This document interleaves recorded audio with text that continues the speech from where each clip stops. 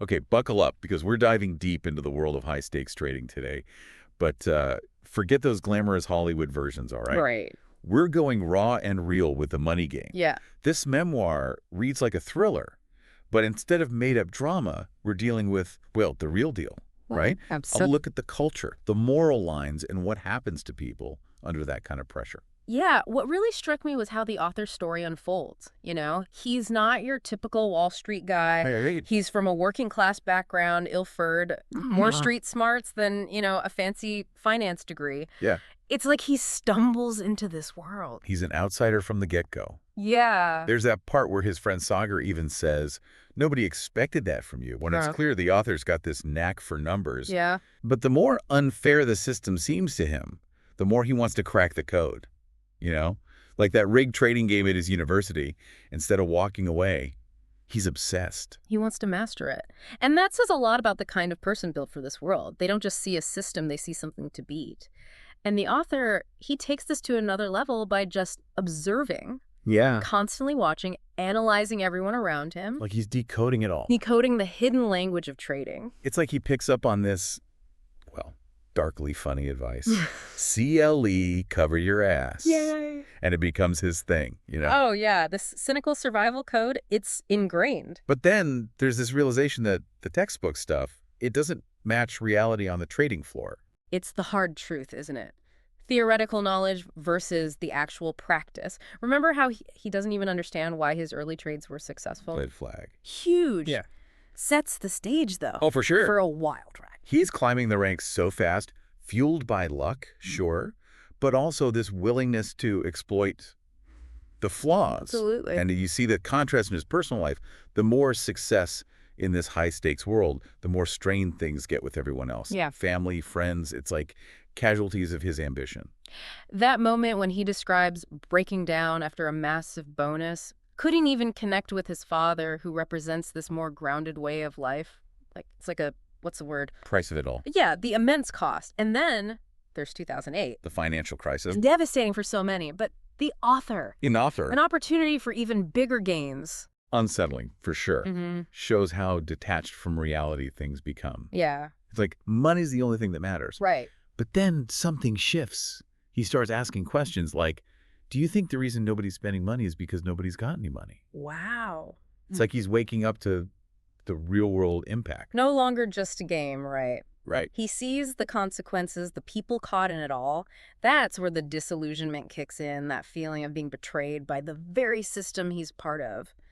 His mental health takes a hit. Ironic, isn't it? How so? He finds peace in simple things like drawing Ringo Starr while making millions. Craving some normalcy and escape from it all. And that leads to his rebellion, don't you think? Oh, absolutely. He takes on Citibank, this massive institution. David and Goliath, right. Totally.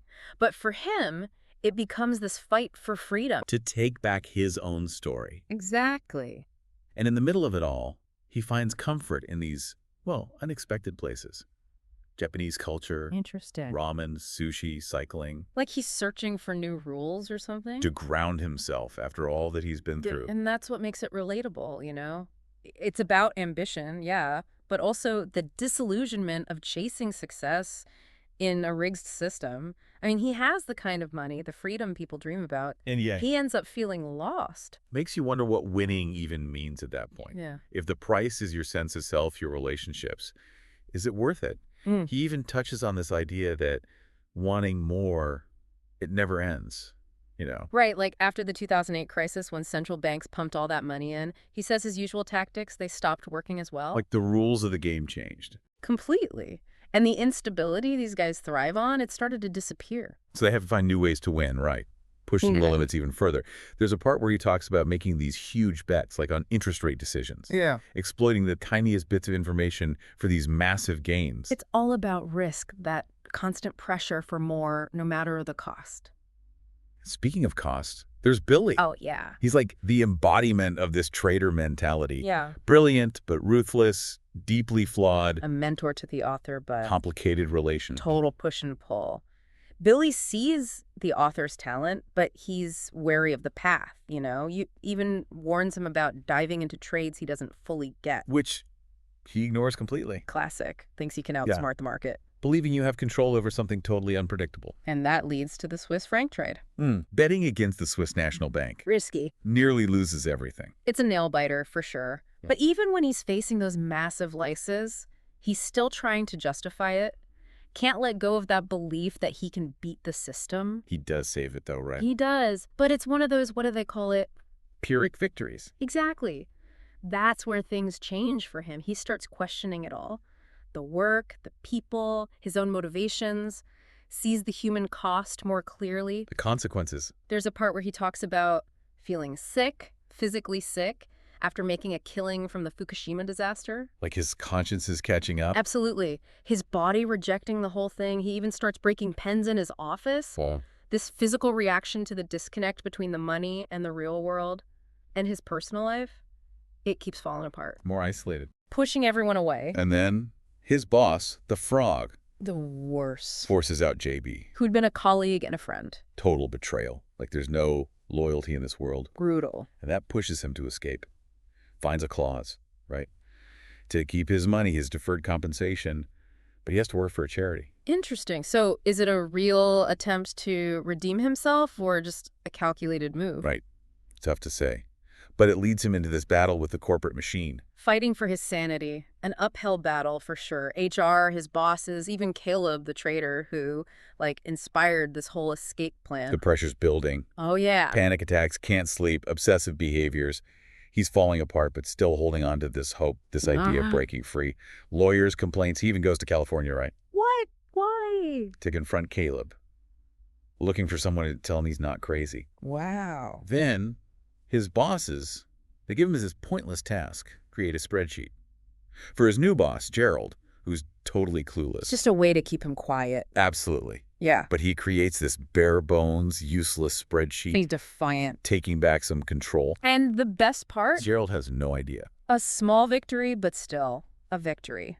It shows you, even in these rigid systems, there are cracks. You can resist. You can be you. And that leads to the ultimate rebellion. He starts drawing Drawing. at the office, Yeah. detailed portraits of Ringo Starr, No way. using company resources for his own thing. That's amazing. He reclaims his time in a place designed to crush creativity. And it drives his bosses insane. But he doesn't back down. He found meaning outside the money, outside the game. He transcends it. But the Citibank thing, it drags on and on, just when it seems bleakest, though. His boss, the frog, the one who had been making his life miserable, gets fired. It's almost like something out of a movie, right? What goes around comes around, as they say. But even without the frog, Citibank doesn't budge. They're not letting go. Nope. Like a dog with a bone, determined to make an example out of him. Just delays and dead ends, paperwork. The whole 9 yards. He even calls it the slowest email battle in history. And he still doesn't give up. That's what gets me. But you can tell it's getting to him. He starts sending these, kind of unhinged emails to the top brass at Citibank. Like he's at that nothing left to lose point. Totally, ready to run it all down. But then, just when all hope seems lost, Citibank fires this slug. The one behind this whole legal mess. The mastermind. So it's over. He wins. It's never said outright, but it seems like with the slug gone, he's able to negotiate his exit, gets his freedom, and probably his money, too. After all that, makes you think, what's the point of it all? This guy, he had it all. Money, freedom, but at what cost? Right. It reminds you that success isn't always what it seems, The kind that comes with money and power, it can be tricky. He traded one cage for another almost. Exactly. And- Lost his connections, himself even, chasing something that left him empty. And then he finds comfort in drawing of all things. Not another big job, not more money, art. There's something to be said about creativity, right? Finding meaning in the unexpected. Even in those corporate places, the human spirit finds a way. So, what does this all mean for you? Maybe it's time to look at what you're chasing.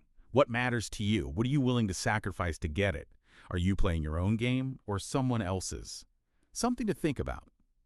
And that wraps up our deep dive for today. We'll catch you next time with another story, another set of questions.